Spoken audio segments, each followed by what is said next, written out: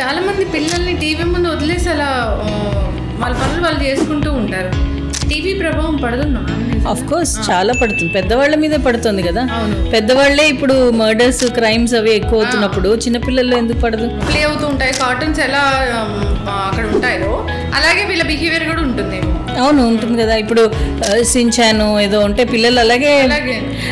ఇప్పుడు మనం కూడా ఎవరైనా చిన్నపిల్లలు చిన్నతనంలో మీరు గుర్తే ఉండొచ్చు, రామాయణం ఏదో చూశారు, వెంటనే బాణము అవి మార్కెట్లో ఉంటే కొనుక్కుంటాము. గద హనుమాన్ జయంతి వచ్చింది కదా, ఆ ఆరెంజ్ కలర్ గదలు దొరుకుతున్నాయో పట్టుకొని తిరుగుతుంటారు. పిల్లలకి ఏంటి అంటే స్టోరీకి చాలా క్లోజ్గా కనెక్ట్ అవుతారు. Welcome to BRK news. So జనరల్గా మనం చిన్నపిల్లల సైకాలజీ గురించి ఆలోచించాల్సిన అవసరం ఉందా? పిల్లల్ని ఎలా పెంచాలి, వాళ్ళ బిహేవియర్ని బట్టి వాళ్ళు ఏం ఇబ్బంది పడుతున్నారో తెలుసుకోవచ్చా? సో పూర్తి వివరాలు తెలుసుకుందాం. ప్రస్తుతం మనతో పాటు స్టూడియోలో ఉన్నారు డాక్టర్ మృదులా కపిల గారు. మ్యామ్ నమస్తే అండి. నమస్తే అండి. ఎలా ఉన్నారు మ్యామ్? బాగున్నాను. ఎప్పుడు చూసినా అట్లా స్మైలీ వేస్తూ ఉంటారు, ట్రైనింగ్ ఇస్తూ ఉంటారు కదా అందరికి. అవును. అంటే చిన్నపిల్లల సైకాలజీ గురించి మనం తెలుసుకోవాలంటే అంటే వాళ్ళకి సైకలాజికల్ ఇష్యూస్ ఉన్నాయని తెలుసుకోవాలా, లేకపోతే వాళ్ళని ఈ విధంగా పెంచాలనేది తెలుసుకోవాలా? యాక్చువల్గా డెవలప్మెంటల్ స్టేజెస్ ఉంటాయండి పిల్లలకి.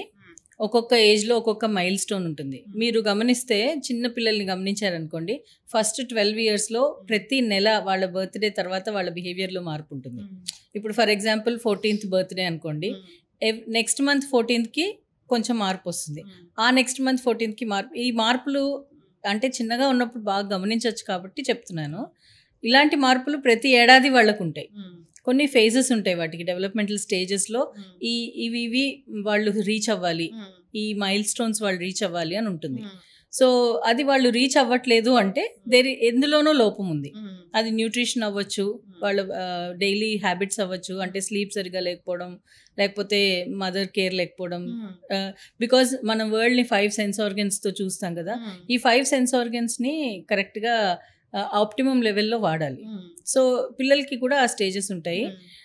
ఇంకా ఈ ప్రెసెంట్ సినారియోలో పిల్లల్ని ఇంకొంచెం గాజు ముక్కల్లాగా పెంచాల్సి వస్తుంది డెలికేట్గా. ఎందుకు అంటే మీరు ఎన్వైరన్మెంటల్ చేంజెస్ అవనివ్వండి, లేకపోతే గ్లోబల్గా ఇన్ఫర్మేషన్, చాలా డిజిటల్ ఇన్ఫర్మేషన్ చాలా ఇన్ఫ్లో ఎక్కువైపోయింది.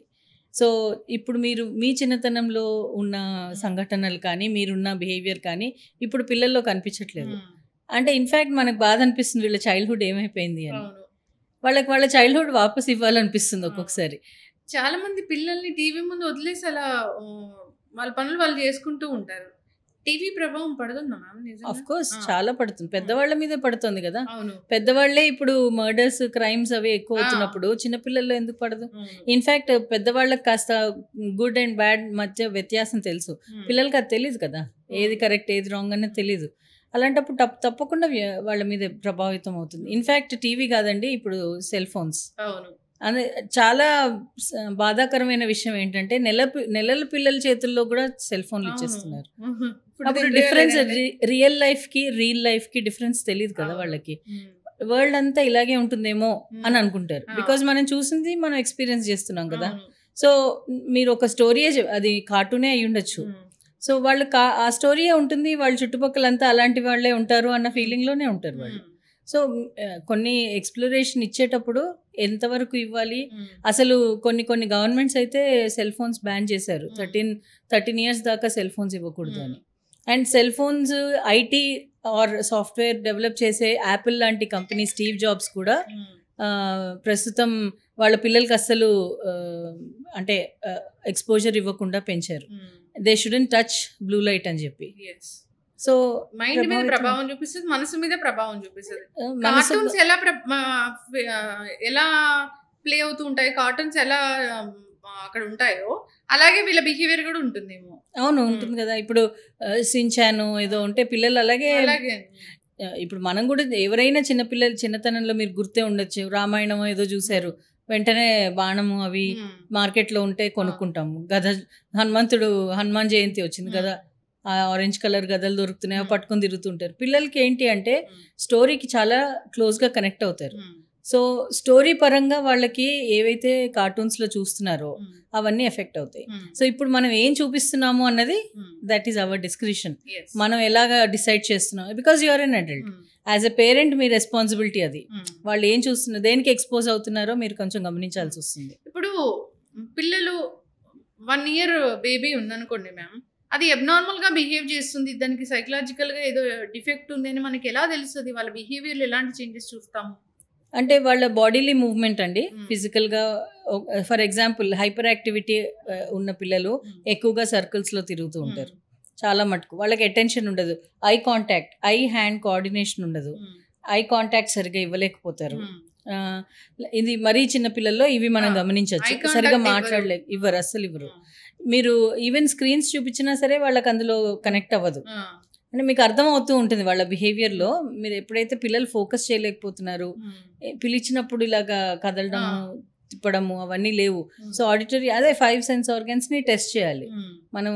ఎందులో అన్న మార్పులు గమనించి ఇఫ్ ఎట్ ఆల్ అది ప్రాబ్లం ఉన్నప్పుడు తొందరగా చూపిస్తే ఏమన్నా ట్రైనబుల్ అవుతారు. ఎందుకంటే ఇప్పుడు ADHD లాంటివి చాలా చాలా ప్రివలెంట్గా ఉన్నాయి. మన అంటే జంక్ ఫుడ్ తినడం దగ్గర నుంచి జనరేషన్స్గా యంగ్ మదర్స్ కన్సీవ్ అయిన దగ్గర నుంచి వాళ్ళు న్యూట్రిషన్ సరిగా లేకపోవడం, లేకపోతే వాళ్ళ బిహేవియరల్ ప్యాటర్న్స్, వాళ్ళ అంటే సైకలాజికల్గా వాళ్ళు ఏం ట్రామా వెళ్తున్నారు, అదంతా ఇట్ ఎఫెక్ట్స్. సో అవన్నీ బేస్ చేసుకుని నెక్స్ట్ జనరేషన్ పుడుతుంది. సో అవన్నీ ఎఫెక్ట్ అవుతాయి. మనకి మహాభారతంలోనే చెప్పారు, అభిమన్యుడు తల్లి కడుపులో ఉండి అంత నేర్చుకున్నాడు అని. సో అంత ఎఫెక్ట్ ఉంది అని ఎందుకు చెప్తున్నారు అంటే అవి గమనించి మనం అర్థం చేసుకోవాలి. చక్కగా చెప్పారు మ్యామ్. అయితే పిల్లల ముందు తల్లిదండ్రులు ఎలా బిహేవ్ చేయకూడదు? చాలా ఇంపార్టెంట్ అండి. చాలా మంది ఇందులో చాలా కన్ఫ్యూజ్ అవుతూ ఉంటారు. ఏదర్ పూర్తిగా చూపిస్తారు, లేకపోతే అసలు ఏం చూపించరు. ఇప్పుడు తండ్రి కానీ తల్లి కానీ ఒకరితో ఒకరు కొట్లాడుకుంటున్నారు, గట్టిగా అరుచుకుంటున్నారు, ఒకరినొకరు డామినేట్ చేస్తున్నారు, ఓన్లీ ఇవే కనిపించాయి అనుకోండి, ఆబ్వియస్గా that's how we should live అనుకుంటారు. అంతే కదా. సో చిన్నప్పటి నుంచి అంటే యాక్చువల్గా సిగ్మెండ్ ఫ్రాయిడ్ అనే ఒక సైకాలజిస్ట్ ఫస్ట్ 5 yearsలో హోల్ లైఫ్ పర్సనాలిటీ ఫామ్ అయిపోతుంది పిల్లలకి. అంటే ఆ ఫస్ట్ 5 years ఎంత ఇంపార్టెంట్. మన చిన్నప్పుడు ఒక సామెత ఉండేది, 6 నెలల దాకా గుడ్డిదైనా పెంచొచ్చు అని. కానీ అది నిజం కాదు. యాక్చువల్గా ఏంటి అంటే ప్రతి నెల ఇందాక నేను చెప్పినట్టు మైల్ స్టోన్స్ ఉంటాయి. సో బిహేవియర్లో తల్లిదండ్రులు తండ్రి తల్లిని కేర్ చేస్తున్నట్టు, తల్లి తండ్రిని కేర్ చేస్తున్నట్టు, మ్యూచువల్ రెస్పెక్ట్ ఉన్నట్టు, వాళ్ళ ఫైటింగ్ చేసుకోవడం తప్పేం లేదు, కానీ దాని లిమిటేషన్స్ ఉంటాయి. అరుచుకోవడము, కొట్టుకోవడము, వైలెన్స్ ఇవన్నీ చూపించకూడదు. ఇన్ ద సేమ్ వే మీరు నెగిటివే కాదు, ఎఫెక్షన్ కూడా చూపించాలి పిల్లల ముందు. ఎఫెక్షనేట్గా ఉండాలి మీ స్పౌస్ తోటి. మీరు వింటున్నట్టు ఒకరితో ఒకళ్ళు రెస్పెక్ట్ఫుల్గా ఉంటే ఆటోమేటిక్గా పిల్లలు యాక్చువల్గా అబ్జర్వేషన్ తోటి, ఇమిటేషన్ తోటే ఎక్కువగా పిల్లలు పెరుగుతారు. మనం అంతా ఏప్స్ నుంచి వచ్చాం కదా, మంకీస్ లాగానే బిహేవ్ చేస్తాం. మంకీస్ ఎలాగా బిహేవ్ చేస్తాయో సో పిల్లలు కూడా అంతే. మీరు ఏది చేస్తున్నారో అది ఎక్కువ గమనిస్తారు, ఏది చెప్తున్నారో కాదు. అంటే ఎట్టి పరిస్థితుల్లో యారగెంట్ బిహేవియర్ ఉండకూడదు. పిల్లల ముందు అసలు గట్టిగా అరవడాలు అలాంటివి అసలే చేయకూడదు. కొట్టుకోవడాలు అలాంటివి చేస్తే మాత్రం కొట్టడమే మనం నేర్చుకోవాలనేది వాళ్ళ పిల్లల మైండ్లో పడిపోతుంది. అబ్సల్యూట్లీ చక్కగా చెప్పారు మ్యామ్. 5 years వరకు వాళ్ళని ఎలా పెంచుతామో వాళ్ళ మిగతా లైఫ్ అంతా కూడా అలాగే ఉంటుంది, అదే బేస్ మీద ఉంటుంది. అందుకనే మా చిన్నప్పుడైతే మా అమ్మమ్మ వాళ్ళంతా కింద పడిపోతే వెంటనే పరిగెత్తుకుంటూ వెళ్ళి లేపడం ఇవి చేసేవాళ్ళు కాదు. పర్లేదు, పడ్డాడు లేస్తాడు అని అనేవాళ్ళు. కానీ గబగబా పరిగెత్తేసి వాళ్ళని అయ్యో బాబోయ్ ఏమో అయిపోయింది, World War III వచ్చేసినట్టు ఫీలింగ్లో అలా చేసేస్తారు. అది కరెక్ట్ కాదు. మీరు ఎంత కామ్గా ఉంటే వాళ్ళు అంత కామ్గా ఉంటారు. బికాజ్ వాళ్ళకి తెలియదు, ఫ్రంటల్ లోబ్, బ్రెయిన్లో ఫ్రంటల్ లోబ్ ఉంది కదండి, అది డెవలప్ 25 years దాకా అవుతుంది. మరి పిల్లల గురించి మనం ఏం చెప్తాం ఇంకా. సో యాక్చువల్గా వాళ్ళు బాగా పెరగాలి అంటే వాళ్ళ చైల్డ్హుడ్ ఇవ్వాలి, ఫ్రీ ప్లే ఇవ్వాలి. ప్రతిదీ రెస్ట్రిక్ట్ చేసి ఈ నిమిషం నుంచి ఈ నిమిషం దాకా ఇది చెయ్యి, ఇక్కడి నుంచి ఇక్కడికి చెయ్యి, ఇక్కడి నుంచి ఇంత గైడెడ్గా ఇంత పంజరంలో చిలకని పెంచినట్టు పెంచకూడదు. వాళ్ళని అంత ప్రొటెక్షన్గా ఇస్తే రేపు పొద్దున్న ప్రొటెక్షన్ లేనప్పుడు వాళ్ళు ఎంత ఇన్సెక్యూర్గా ఫీల్ అవుతారు. సో మీరు 24/7 ప్రొటెక్షన్ ఇవ్వలేరు కదా. ఇప్పుడు సెక్షువల్ హెరాస్మెంట్స్ కానీ బయట వైలెంట్గా ఉంది బిహేవియర్, గబుక్కుని ఎవరైనా ఎత్తుకుపోతారు, వాళ్ళు ఎలాగ రెసిలియంట్గా వాళ్ళకి సమాధానం చెప్పగలుగుతారు. You have to make them realise ఆ ప్రతి సెకండ్ వాళ్ళని వాళ్ళు ఎలా ప్రొటెక్ట్ చేసుకోవాలి అన్నది మీరు నేర్పించాలి పిల్లలకి. వాళ్ళని వాళ్ళ కాళ్ళ మీద వాళ్ళ డెసిషన్ మీద మేకింగ్ ఎలా చేసుకోవాలి అంటే ఇప్పుడు రేపు పొద్దున వాళ్ళు పెద్దయ్యాక డెసిషన్స్ తీసుకోవాలి. వాళ్ళ డెసిషన్స్ అన్నీ మీరే తీసుకున్నారు. చిన్న ఒక బాల్ ఏదో కేజ్ లోంచి బాల్ తీయడానికి కూడా మీరే హెల్ప్ చేసేసారంటే వాళ్ళు డెసిషన్ మేకింగ్ ఎక్కడ నేర్చుకుంటారు? వాళ్ళకి తెలియదు, ప్రాబ్లమ్ సాల్వింగ్ రాదు. చిన్న చిన్న ప్రాబ్లమ్స్ అన్నిటికీ అంటే తల్లిదండ్రుల దగ్గరికి రావడం కరెక్ట్, వాళ్ళు వస్తారు, కానీ వాళ్ళని ఫ్రీగా వదిలేసి మీరు ఎలా చేయాలి. ఇప్పుడు ఫర్ ఎగ్జాంపుల్ నాకు బోర్ కొడుతుంది అంటారు పిల్లలు, వెంటనే అగో అది చేయి ఇది చేయి ఇది చేయి అది చేయి అని ఏదో ఆల్టర్నేటివ్స్ ఇస్తాం. ఇవ్వకూడదు అస్సలు. బోర్ కొట్టడం కరెక్ట్. బోర్ కొట్టినప్పుడు ఇన్నోవేషన్ వస్తుంది. ఎందుకు అంటే నాకు బోర్ కొట్టింది, నేను ఏం చేయాలి ఇప్పుడు, నేను ఎంగేజ్ చేసుకోవాలి అంటే ఏం చేయాలి, చుట్టుపక్కల ఏమున్నాయి, అసలు టాయ్స్ ఏం లేవు, స్క్రీన్ టైం ఏం లేదు, ఏమీ లేవు చుట్టుపక్కల, అప్పుడు నేను ఏం చేయాలి. అప్పుడు ఏం అర్థం చేసుకుంటారు పిల్లలు, వాళ్ళతో వాళ్ళు బతకడం నేర్చుకుంటారు. ఇప్పుడు పారిపోరు వాళ్ళని వాళ్ళు. ఇప్పుడు చాలా మంది 100 people మధ్యలో ఉన్నా కానీ లోన్లీగా ఫీల్ అవుతారు.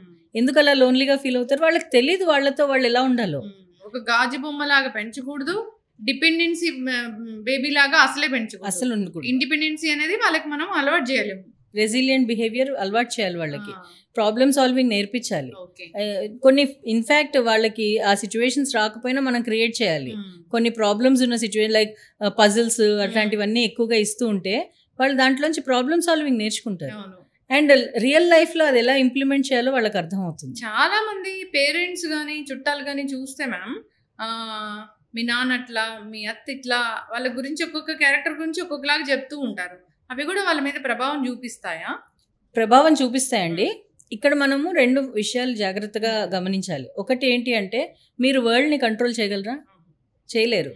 ఎవరు ఇప్పుడు వేరే అత్తలు మామలు ఎవరన్నా ఏమైనా ఇన్ఫర్మేషన్ ఆర్ ఒపీనియన్ చెప్తే వాళ్ళ మైండ్ సెట్ని మీరు కంట్రోల్ చేయరు. మా పిల్లల ముందు ఇవన్నీ చెప్పకండి, మా పిల్లల ముందు బ్యాడ్ వర్డ్స్ వాడకండి, ఎంతమందిని కంట్రోల్ చేస్తారు?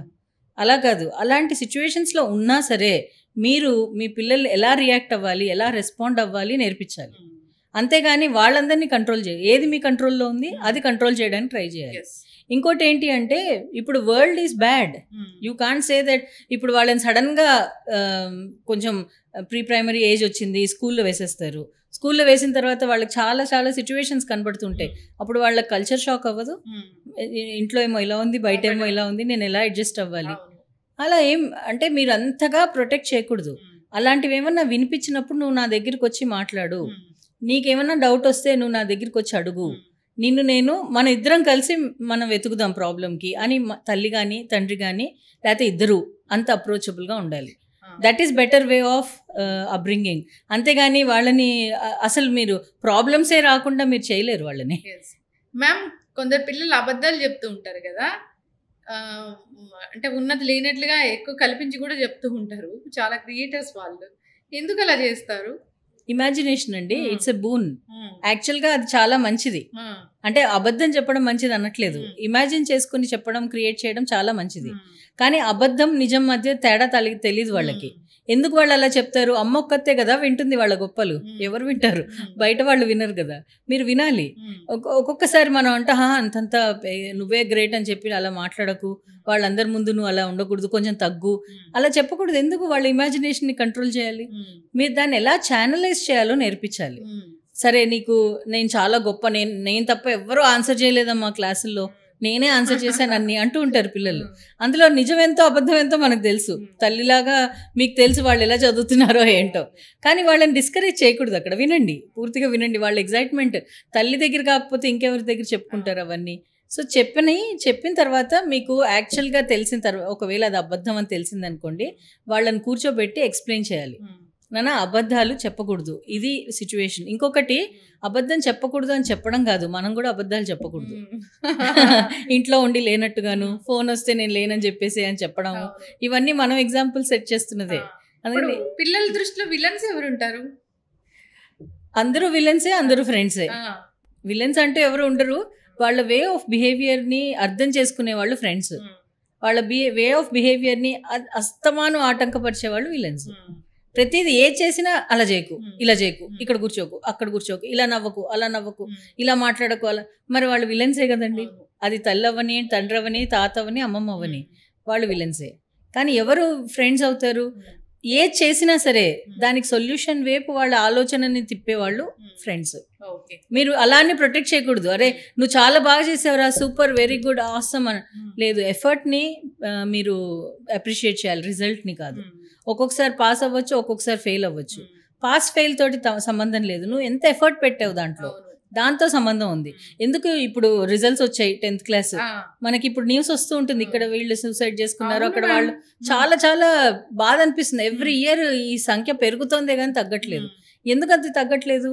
బికాజ్ మనం వాళ్ళని రిజల్ట్ మీదనే ఎక్కువగా ధ్యాస పెడుతున్నాం. నువ్వు ఎంత కష్టపడ్డావు, సరే ఇది కాకపోతే ఇంకొకటి ఉంది అనే ఫీలింగ్ వాళ్ళకి లేదు. అంటే ఇదే, this is it, 10th pass అవ్వలేదా నీ లైఫ్ అంతా చాలా, అంటే నిజమో అబద్ధమో అది వేరే విషయం, కానీ ప్రాణం కంటే మించింది ఏం లేదు కదా. చదువు చదువు చదువు, ర్యాంక్స్ ర్యాంక్స్ ర్యాంక్స్, ఇంకొకరితో కంపేర్ చేయడము, అసలు పిల్లల మనసుని అసలు చెల్లా చెదురు చేస్తున్నారు. అలాంటి అంత ఇంపార్టెన్స్ ఇచ్చిన చదువు కూడా, ఐఐటిలో చేరిన వాళ్ళు కూడా ఎందుకు సూసైడ్ చేసుకుంటున్నారు మరి? ఇప్పుడు చదువుకే అంత ఇంపార్టెన్స్ ఉంది, అదొకటే ఇంపార్టెంట్ అని అనుకుంటే, IIT is the most prestigious institute. అందులో జాయిన్ అయ్యి ర్యాంక్ హోల్డర్స్ కూడా సూసైడ్లు చేసుకునే వాళ్ళు ఉన్నారు.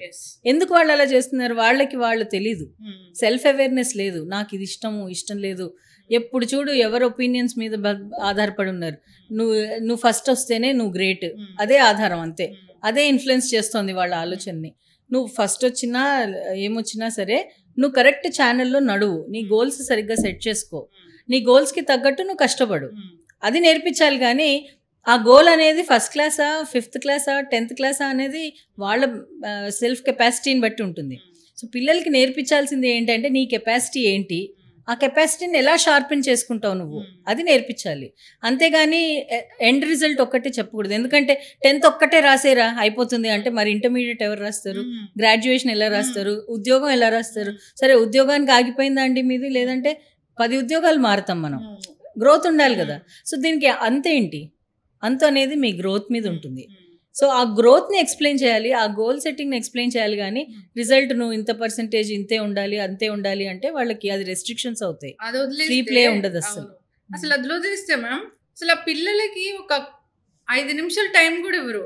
పొద్దున ట్యూషన్కి వెళ్ళాలి, పొద్దున యోగా క్లాస్కి వెళ్ళాలి, పొద్దున గిటార్ క్లాస్కి వెళ్ళాలి, మళ్ళీ రావాలి, మళ్ళీ స్కూల్కి వెళ్ళాలి, మళ్ళీ మధ్యాహ్నం లంచ్ టైంలో క్లాసు, ఇంకోటి వీణా క్లాసు, సాయంత్రం జిమ్నాస్టిక్స్, అక్కడికి వెళ్ళాలి, స్విమ్మింగ్కి వెళ్ళాలి, ప్లే గ్రౌండ్కి వెళ్ళాలి. అసలు వాళ్ళకి అన్నీ వెళ్ళాలి చెయ్యాలి. అసలు వాళ్ళకి రెస్ట్ అనేది లేకుండా చేస్తున్నారు. ఇట్లా మల్టిపుల్ టాస్క్లు అన్నీ ఇచ్చేసి, మల్టిపుల్గా అన్నీ నేర్పించేసి, అసలు వాళ్ళకి ఏం చెప్పాలనుకుంటున్నారో అర్థం కాని పరిస్థితి. అట్లాంటి వాళ్ళని చూసి ఏమనిపిస్తుంది, ఏం చెప్తారు మ్యామ్ అలాంటి తల్లిదండ్రులకి? ఇప్పుడు మనకి స్కూల్లో 6 సబ్జెక్ట్స్ ఇస్తారు. ఎందుకు ఇస్తారు చెప్పండి? మీకు ఏం ఐడియా ఉండొచ్చు దాని గురించి? అన్ని సబ్జెక్ట్స్ నేర్చుకోవడానికి. ఎగ్జాక్ట్లీ, అన్ని సబ్జెక్ట్స్ తెలుసుకోవడానికి, తెలుసుకుని ఇది ఏది నాకు పనికొస్తుంది దాంట్లో నేను కెరియర్ చేసుకోవడానికి. In the same way extra curricular activities కూడా అంతే. మీరు ఎక్స్ట్రా కరికులర్ యాక్టివిటీస్ ఇవ్వడం చాలా మంచిది, కానీ వాళ్ళ స్లీప్, వాళ్ళ ఫ్రీ ప్లే, అంటే గైడెడ్ ప్లే కాదు, ఫ్రీ ప్లే, దీనికి టైం ఉందా లేదా, వాళ్ళ ఇంటర్పర్సనల్ స్కిల్స్ డెవలప్ చేసుకోవడానికి ఫ్యామిలీ టైం ఉందా లేదా, ఫ్యామిలీతో వాళ్ళు స్పెండ్ చేయగలుగుతున్నారా లేదా. మీరు బిజీగా ఉన్నారు కదా అని వాళ్ళని బిజీ చేయడం ఈజ్ రాంగ్. అలా అస్సలు చేయకూడదు అసలు. అందుకనే pre marital counselling, pre parental counselling అనేది చాలా ఇంపార్టెంట్ అండి. పెళ్లికి ముందు పెళ్లితో వచ్చే ఛాలెంజెస్ నేర్పించాలి, పిల్లలు పుట్టే ముందు, పిల్లలు పుట్టిన తర్వాత వచ్చే ఛాలెంజెస్ నేర్పించాలి. లేకపోతే ఏమవుతుందంటే, అందరూ మామూలుగా సేయింగ్ ఏంటి, పిల్లలు పుడితే అన్ని సర్దుకుంటాయిలే, హ్యాపీగా ఉంటారులే అని. కానీ పిల్లలు పుట్టాక అసలు గొడవలు స్టార్ట్ అవుతాయి. నువ్వు ఇక్కడ, నువ్వు అక్కడ, నువ్వు ఇంత, నువ్వంతా అన్నీ స్టార్ట్ అవుతాయి. సో ఇది చాలా ఇంపార్టెంట్. అందుకని వాళ్ళు ఏం చేస్తారంటే, మనం బిజీగా ఉన్నాము, వాళ్ళని చూసుకోవడానికి లేదు, అందుకని డే కేర్కి పంపించేసే, లెర్నింగ్ క్లాస్కి పంపించు, దీనికి పంపించు, దానికి పంపించు అని అనుకుంటారు. సో జనరల్గా మీరు ఎక్స్పోజర్ ఇవ్వడం మంచిదే, కానీ ఎంత ఎక్స్పోజర్ దానికి ఇవ్వాలి అన్నది కొంచెం సెన్సిబుల్గా ఆలోచించి, వాళ్ళు అలసిపోకుండా, వాళ్ళకి అదర్ సోషల్ లైఫ్ లేకుండా చేయకండి. మీరు వాళ్ళు ఎంజాయ్ చేస్తున్నారు, వాళ్ళకి అంత మల్టీ టాస్కింగ్ ఇష్టంగా ఉంది అని వాళ్ళు ఎక్స్ప్రెస్ చేస్తే వెల్ అండ్ గుడ్. లేదు అంటే కొంచెం తగ్గించాలి. అది కూడా కొంతమంది ఏంటారు, ఇప్పుడు నాకు ఆర్ట్ అంటే ఇష్టం అనుకోండి, అన్ని ఆర్ట్ క్లాసెస్లోనే వేసేస్తాను, ఇంకా స్పోర్ట్స్ ఉండవు. స్పోర్ట్స్ లేకపోతే మెంటల్ డిసెబిలిటీ చాలా ఎక్కువ అయిపోతుంది. స్పోర్ట్స్ ఆర్ చాలా ఇంపార్టెంట్. ఫిజికల్గా ఇప్పుడు హైపర్ యాక్టివిటీ చాలా ఎక్కువ ఉంది కదా పిల్లల్లో. హైపర్ యాక్టివిటీకి best medicine is get tired physically. Hyper activity ఉన్నారని ఎలా తెలుస్తుంది మ్యామ్? హైపర్ యాక్టివిటీ సిమ్టమ్స్ ఉంటాయండి. అంటే ఇప్పుడు ఫస్ట్ ఆఫ్ ఆల్ మీరు పట్టుకోలేకపోతున్నారు, గబగబా తిరిగేస్తున్నారు, వాళ్ళు ఒక్క నిమిషం కూడా కుదురుగా కూర్చోట్లేదు అంటేనే మనకి ఎనర్జీ లెవెల్స్ ఎలా ఉన్నాయో తెలుస్తుంది. Hyper activity is not equivalent to mental disability. Hyper activity అనేది చాలా ఈజీగా లూజ్గా వాడుతున్నారు ఈ మధ్య. వాళ్ళకి కొంచెం ఎనర్జీ ఎక్కువైనా వీడు చాలా హైపర్ అండి అంటే అది కరెక్ట్ కాదు. అది యాక్చువల్గా hyper activity has clinical symptoms, అది వేరు. మీరు మామూలుగా చూస్తున్న హై ఎనర్జీ కిడ్స్ అందరూ వాళ్ళకి హై ఎనర్జీ ఉంది, అంతే, ఎనర్జీ బాగా ఉంది. ఎనర్జీ ఎందుకు ఎక్కువ ఉంది వాళ్ళకి, ఆ ఎనర్జీని ఎలా ఛానలైజ్ చేయాలి అని ఆలోచించాలి. కానీ మీరు వీళ్ళ హైపర్ యాక్టివ్ అని చెప్పి లేబుల్ చేయకూడదు. లేబుల్ చేసిన వెంటనే అది చుట్టుపక్కల ఉన్న వాళ్ళంతా ఎక్నాలెడ్జ్ చేశారనుకోండి, అది వాళ్ళకి మైండ్లో I'm suppose to behave like this అన్న ఫీలింగ్ వచ్చేస్తుంది. So which is not right. అందుకని హైపర్ యాక్టివిటీ అని అలా లేబుల్ చేయకండి పిల్లల్ని. హై ఎనర్జీ, ఆ ఎనర్జీని మీరు ఎలాగ ఛానలైజ్ చేయాలి అన్నది ఆలోచించాలి. కొంతమంది పేరెంట్స్ వాళ్ళ ఓవర్ యాంగ్జైటీ తోటి వీళ్ళకి యాంగ్జైటీ తెప్పిస్తున్నారు. పిల్లలకి ఏం లేదు, మరి వీడు ఇలా చేయలేదు, వాడు అలా చేయలేదు, నేను నేర్చుకోలేదు, వీళ్ళకి అది నేర్పించాలి అనేది ఎక్కువైపోయింది ఈ మధ్య. అది చాలా తప్పు కదా. అంటే ఇప్పుడు పిల్లలు వైట్ పేపర్స్ కాదు, వాళ్ళు పుట్టినప్పుడు 14 generations పుడతారు. మీ 7 generations, మీ స్పౌస్ 7 generations, 14 generations ఎన్ని పొటెన్షియల్స్ ఉన్నాయో, గుడ్ హ్యాబిట్స్ ఎన్ని ఉన్నాయో, బ్యాడ్ హ్యాబిట్స్ ఎన్ని ఉన్నాయో అవన్నీ కలగొలిపి ఒక మొజాక్ లాగా పుట్టారు వాళ్ళు. సో ఇప్పుడు మీరు ఏం చేయాలి అంటే బ్యాడ్ హ్యాబిట్స్ని తగ్గించేలాగా, గుడ్ హ్యాబిట్స్ని పెంచేలాగా మీరు ఫెసిలిటేట్ చేయాలి యాజ్ ఎ పేరెంట్. అది మీరు గమనించగలగాలి. ఇప్పుడు ఫర్ ఎగ్జాంపుల్ ఆర్టిస్ట్ మంచి ఆర్ట్ చేస్తున్నారు, ఎవరికో మీ ఫ్యామిలీలో ఉంది ఆ స్ట్రోక్, సో అది ఎంకరేజ్ చేయండి. చాలా అబద్ధాలు చెప్తాడు, అక్కడ ఇక్కడ పైసలు ఖర్చు పెట్టేస్తాడు, కేర్లెస్గా ఉంటాడు, అది బ్యాడ్ కదా, అది తగ్గించండి. సో మీరు పేరెంట్స్గా ఫెసిలిటేటర్స్గా ఉండాలి, కానీ వాళ్ళని ఏదో పెద్ద మీరు పాత్ ఫైండర్ లాగా చేయలేరు. So you have to just facilitate. వాళ్ళకున్న టాలెంట్స్ని వాళ్ళని గుర్తించి, వాళ్ళు గుర్తించేలాగా చేసి దాని గురించి వాళ్ళు కెరియర్ ఫామ్ చేసుకునేలాగా చేయాలి. కానీ వాళ్ళని సఫకేట్ చేసేసి నువ్వు ఇది తప్ప, అదిగో వాడు చేశాడు నువ్వు చేయలేవా, ఆ అమ్మాయి చేసింది నువ్వు చేయలేవా అని అలా కంపారిజన్ చేయకూడదు. చాలా చక్కగా చెప్పారు మ్యామ్. ఈ సమ్మర్లో అసలు వాళ్ళకి వెకేషన్ మరి హ్యాపీగా గడపాలనుకుంటారు. ఈ సమ్మర్లో పిల్లల్ని అసలు ఎలా జాగ్రత్తగా చూసుకోవాలి, వాళ్ళు డెవలప్ అవ్వాలంటే అసలు ఈ సమ్మర్లో తల్లిదండ్రులు తీసుకోవాల్సిన జాగ్రత్తలు అంటే ఏంటి? ఫస్ట్ అండ్ ఫార్మోస్ట్ ఎండగా ఉంది కాబట్టి as much as possible health care అంతా తీసుకోవాలి. న్యూట్రిషన్, గుడ్ స్లీప్ తప్పకుండా తీసుకోవాలి. సెకండ్లీ ఏంటి అంటే లైఫ్ స్కిల్స్ నేర్పించే సమ్మర్ క్యాంప్స్లో చేర్చాలి. లైఫ్ స్కిల్స్ అంటే ఏంటి, నువ్వు ఎలాంటి సిచ్యువేషన్లో ఉన్నా నువ్వు ఎలాగ సోషల్ ఆక్వర్డ్నెస్ లేకుండా ఉండడం. ఇప్పుడు మీరు గమనించుంటారు, ఎస్పెషల్లీ 10 years అబవ్ పిల్లలు చుట్టాలు రాగానే వాళ్ళకి హాయ్ చెప్తారు, లోపల పరిగెడతారు. వాళ్ళకంత ఇంకా అడాలసెంట్ అయితే మరీ కన్ఫ్యూజన్లో ఉన్నారు. వాళ్ళు ఏం చేయాలి, ఎలా చేయాలి, ఎందుకు చేయాలి ఏమీ అర్థం కావట్లేదు. ఈ ఇన్ఫర్మేషన్ ఓవర్ఫ్లో, స్క్రీన్ టైమ్ ఇదంతా ఎక్కువ అయిపోయేటప్పటికి వాళ్ళకి దేనికి ఎలా రియాక్ట్ అవ్వాలో అర్థం కావట్లేదు. అండ్ వాళ్ళది పియర్ ప్రెషర్ కూడా చాలా ఉంది. నేను ఇది చేస్తేనే నాకు ఫ్రెండ్స్ దొరుకుతారు, నేను ఇలా ఉంటేనే నాకు ఇలా ఉంటుంది, నేను so and so things online చేస్తేనే నాకు ఇలా ఉంటుంది, ఇది చాలా ఎక్కువైపోయింది. ఇవన్నీ మీరు తగ్గించాలి అంటే ఫస్ట్ అండ్ ఫార్మోస్ట్ ఇవన్నీ ఎక్స్ప్లెయిన్ చేసి ఇది ఇంపార్టెంట్ కాదు అని చెప్పే ఒక మంచి లైఫ్ స్కిల్స్ ఉన్న క్యాంప్లో చేర్చాలి. అది వెబినార్ అవనివ్వండి, లేకపోతే వెళ్ళి అక్కడ చేసుకోవడం అదైనా పర్వాలేదు. ఇంకోటి ఏంటి అంటే మీరు ఇప్పుడు వాల్యూ సెషన్స్ లైక్ వాళ్ళతో టైం స్పెండ్ చేయాలి, క్వాలిటీ టైం. ఇన్ని రోజులు వాళ్ళు బిజీ, మీరు బిజీ, సో ఈ టైంలో మీరు కొంచెం లీవ్స్ తీసుకోవడము, కాస్త హ్యాపీగా ఫ్యామిలీ టైం, వెకేషన్స్, ఫుల్గా వాళ్ళకి 100% క్వాలిటీ టైం ఇవ్వడానికి ట్రై చేయాలి. ఇవి రెండు చేశారంటే చాలా మటుకు పిల్లల్లో డిఫరెన్స్ ఉంటుంది. అండ్ వాళ్ళతోటి మీరు అప్రోచబుల్, ఇన్ని రోజులు మీరు ఎలా ఉన్నారో నాకు తెలియదు, కానీ at least now you make your self approachable. నేను ఏది చెప్పినా, నేను తప్పు చేసినా ఏం చేసినా నా తల్లిదండ్రులకు చెప్తే నాకు ప్రాబ్లం లేదు, they will take care. So తప్పు తెలుస్తూ చేయరు. ఏదో తప్పు అయిపోయింది అనుకోండి, దాన్ని ఎలా హ్యాండిల్ చేయాలి అన్నది తల్లిదండ్రులు నేర్చుకోవాలి. వాళ్ళ గురించే కాదు, మన గురించి కూడా ట్రైనింగ్స్ ఉన్నాయి పేరెంటింగ్ కోసం. ఆ పేరెంటింగ్ ట్రైనింగ్స్ అటెండ్ అయ్యి, లేకపోతే మీరే అవగాహన చేసుకోండి మీ పిల్లలకి ఎలాంటిది భవిష్యత్తు మీరు ఇవ్వాలి. మీ మీద 20 ఏళ్ళైనా 30 ఏళ్ళైనా మీ మీదే డిపెండ్ అవ్వాలా, లేకపోతే 20 ఏళ్ళు రాగానే వాళ్ళు సెల్ఫ్ డిపెండెంట్గా ఉండాలా, ఫ్రీడమ్గా ఉండాలా, ఫ్రీగా ఉండాలా, కెరియర్ ఓరియంటెడ్గా ఉండాలా, మీరు ఎలా చూడాలనుకుంటున్నారు మీ పిల్లల్ని మీరు డిసైడ్ చేసుకుంటే మీకు పాత్ కనపడుతుంది. ఖచ్చితంగా మ్యామ్, చాలా చక్కగా చెప్పారు. ఈ చైల్డ్ సైకాలజీ, పిల్లల బిహేవియర్, తల్లిదండ్రులు ఎలా ప్రవర్తించాలి, ఇంకా చాలా ఉన్నాయి ఈ సైకాలజీలో మనం డిస్కస్ చేయాల్సిన అంశాలు. ఈ సిరీస్ అనేది కంటిన్యూ చేద్దాం మ్యామ్. చాలా చక్కటి ఇన్ఫర్మేషన్ అండి. ఎవరైనా పిల్లలు ఇబ్బంది పడుతున్నారు, పిల్లల గురించి వాళ్ళకి ఏదైనా చిన్న డౌట్ ఉంది, వాళ్ళ సైకలాజికల్గా వాళ్ళ బిహేవియర్ తేడా కనిపించింది, లేదా తల్లిదండ్రులుగా మేము సరిగా పెంచలేకపోతున్నాము అని అనుకున్న వాళ్ళు ఎవరైనా ఒకసారి స్క్రీన్ మీద స్క్రోల్ అవుతున్న నెంబర్కి కాంటాక్ట్ చేయాలని చెప్తాం మ్యామ్. సో వాళ్ళకి ఎలాంటి సొల్యూషన్ కావాలనేది మీరు యాజ్ ఏ సైకాలజిస్ట్గా చెప్తారు కాబట్టి చక్కటి ఇన్ఫర్మేషన్ మ్యామ్. సిరీస్ కంటిన్యూ చేద్దాము. ధన్యవాదాలు. Thank you.